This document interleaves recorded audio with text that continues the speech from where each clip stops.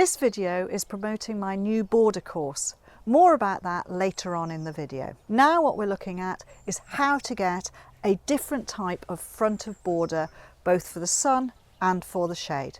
Hello, I'm Rosie Hardy. This is Rosie Hardy Gardening. If you enjoy our videos, please do subscribe to the channel. This area here is the border that we're using for demonstration purposes within the new border course, and today I'm going to use it to show you how to do and what my techniques are for creating good, interesting front of borders for yourself.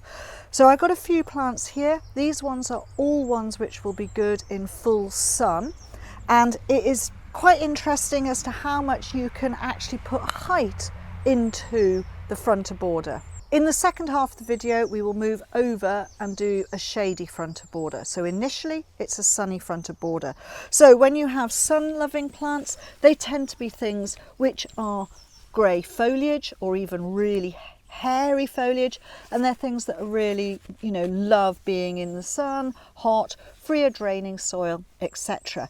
I quite like bringing some different things to the front which are taller, so such as grasses like this. So this is Stipa ichu, and this one will get up quite tall, but it's very open and transparent, and so you can see through it. So it's always fun to play with that sort of thing.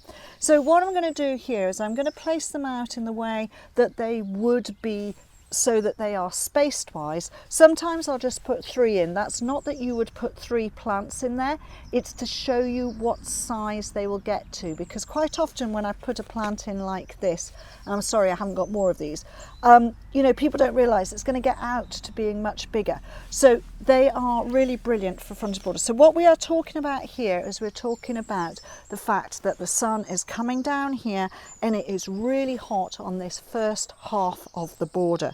So it's really lovely to get something good in the corner, something dynamic in the corner, such as this beautiful Stachys. This is Stachys byzantina silver carpet. So this one is really bred to have more foliage. Occasionally we'll put on the odd little pink flower, but not as much as the species. So this is grown for its really good foliage. So I'm going to just put it there. You have to consider that it's going to come over here, it will flop over the edge of your area, and then you can put in something that is, say, a different colour. So purple foliage, brilliant. These are Geranium pratense black and white. Gorgeous dark purple foliage, and the purple foliage just really loves to be in the sun. And then it's going to come, it's not going to be very tall, only about a foot, maybe 45 centimetres, so 30 to 45 centimetres with its flower. Lovely big white flowers, really excellent, and the foliage will go round, so that will make a lovely clump. So as a contrast, I'm just going to put 2 of those there so you can see the amount of contrast of that silver and that purple. That is going to look stunning. So you're going to get this soft fluffy green and silver, and then this lovely purple. Now this grass, I just love it. Now I think perhaps there is not the right place. We're going to probably move it a little bit further along and then consider it for another spot. Now we've got these contrasts here. Let's have a look. Something that flowers earlier in the season. So this is the beautiful Pulsatilla, Pulsatilla Blaue Glocke. And this is what it looks like when it's gone up to seed. So this is going to make a little tiny clump around about that size.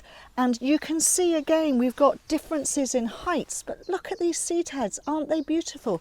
So it's not just the fact that you get the fabulous flower, you then get these seed heads. And again, yes, it's quite tall, but it's not tall that it's going to be in the way of everything else. So that is something that is really quite sweet. Now I think it's time to put the grass in here. Now this grass is going to get up. Now this is Stipa pseudo ichu, and it's going to be up here somewhere. So that's actually quite a different height. So if you consider it's going to be up here, but you look through, you can see everything that is in the back of the border through it, because it's just a lovely waft and a movement. And that's the other thing. It's good to get movement in the border at the front. If you're enjoying how I am laying this out and how to put this together, then consider looking at my border course. There is a QR code on the screen now, and you can follow that through and get to the border course. And it is really a easy way of working out how to do your borders, how to get them to look the best and really enjoy them. Okay, so we're going to carry on with this.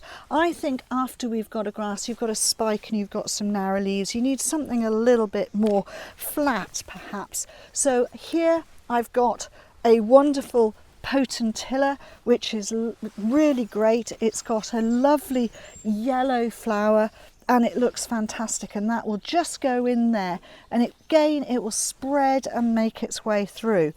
This beautiful Centaurea here is Centaurea Joyce. Now her flowers come up a little bit, and I think you could just, I mean, front of border is not this narrow edge. This Centaurea is going to make around about 45 centimetres, 18 inches round, and about the same height with its flower. So therefore I think we could push it a little bit further back. So it's not necessarily a front of the border, but it is front of the border. In front of it you've got this lovely Potentilla, and the Potentilla is going to make about 30 centimetres by about 30 centimetres. So again, that's going to fill that space. You can see the movement of the breeze just taking this grass, and it looks brilliant. So these will all fit in quite nicely. You've got lovely silver there. So you've got this silver feel coming through from the Stachys, a little bit silver with the Pulsatilla there. And this Potentilla has a little bit of a silver back to its foliage, and that silver there. And then I think there is something missing at the back of that actual area there. I've just realised I've put this in because this one has grown a little bit taller. This is actually Stipa tenuissima. Now I would still keep this here and it would still get to the size that I said. So this other grass I've got here, which is Stipa pseudo ichu, I'm going to actually put in that far corner to give another bit, but it's not going to be right at the front. It's just going to be one plant back behind the Stachys, and that will lift that end of the border. So we will just put that in there.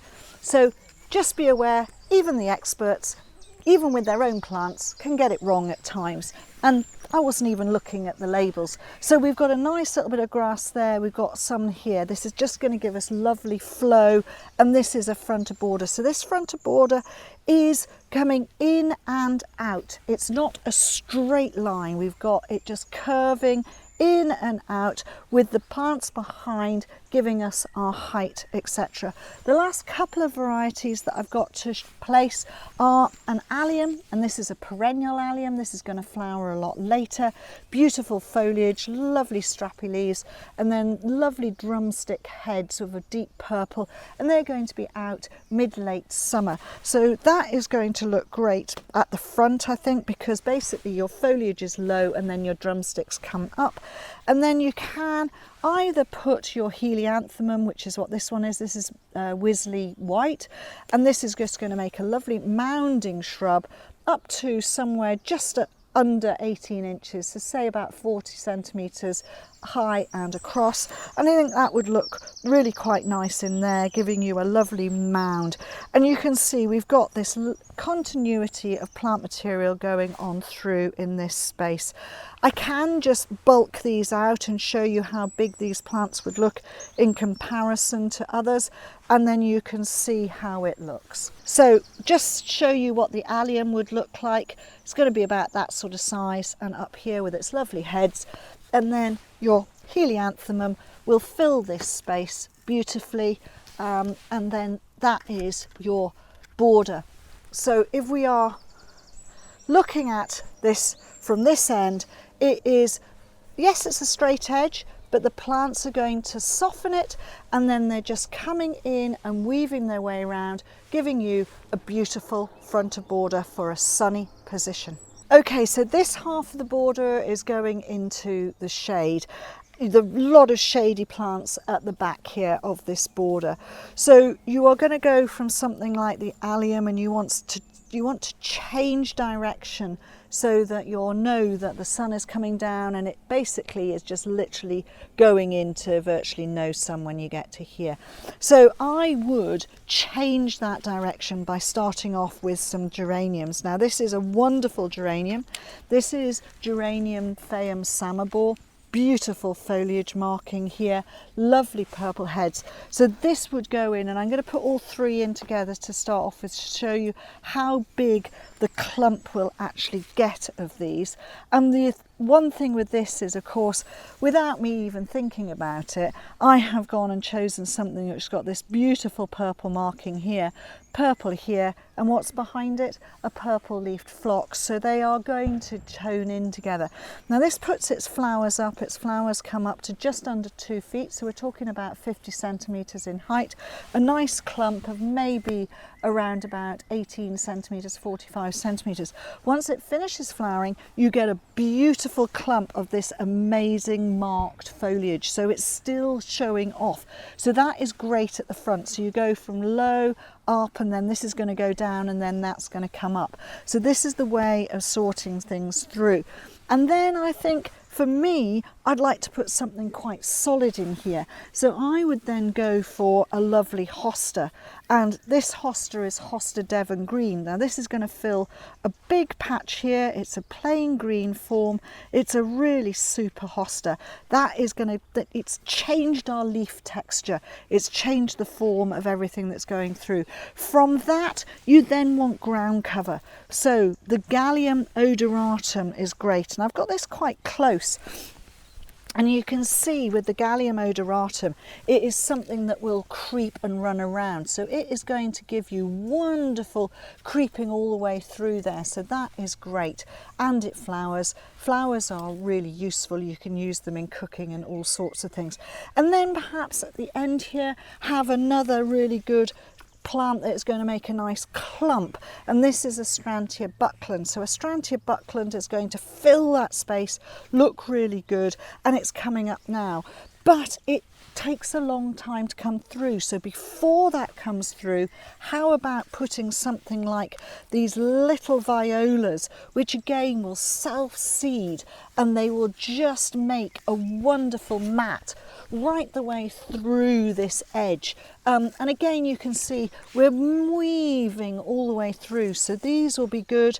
They will disappear, and then the Astrantia will come up. And this is where you can utilize these plants which are out early, and then they die back, and then something takes over their space. So that works really well. And just a reminder that, you know, I've put in clumps so that it shows you how big the plants are going to get. Some of these are already showing you that they're going to be that sort of size. So this will be much bigger. I could have put 3 plants in here, and that would have given you the idea of what was happening. I was thinking about having another Hosta in here, but I decided instead of having a Hosta there, because you've already got one giving you that, why not change the leaf shape and have this lovely Astrantia here. These would all love to be in the shade, so that gives you another effect, and that is your shade loving area there.